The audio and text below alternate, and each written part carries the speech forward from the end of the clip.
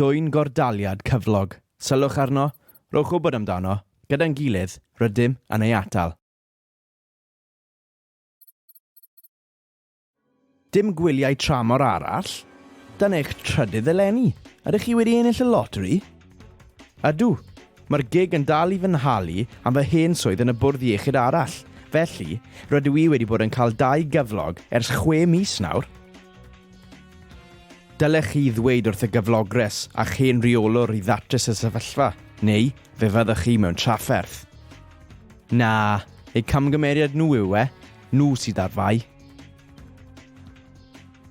Efallai, ond dylech chi ddim ei wario, dylech fod yn onest a dweud wrth y gyflogres i stopio'r taliadau iddi. Bydd angen i chi ei dalu nôl, a phan fyddent yn ei ddarngadnfod, fe allech chi fynd i'r llys a cholli'ch swydd. Rwy'n siŵr na fyddent yn sylwi, mae gan y gig filiynau.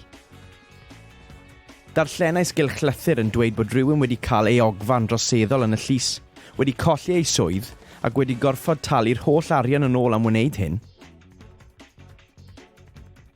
Dylech bob amser fod yn onest a rhoi gwybod i'ch reolwr ac adran y gyflogres ar unwaith am unrhyw ordaliad cyflog.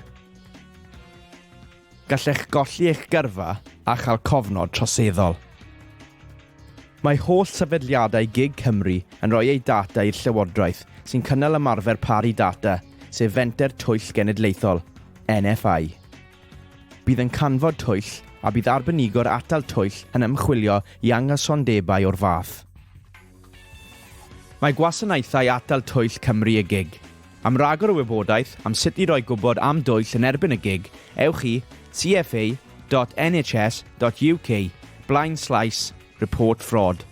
Ffoniwch y llinell adrodd am dwyll a llygredd, dim 8000, dim 28, 40, 60, neu siaradwch a'ch arbenigwr atal twyll lleol.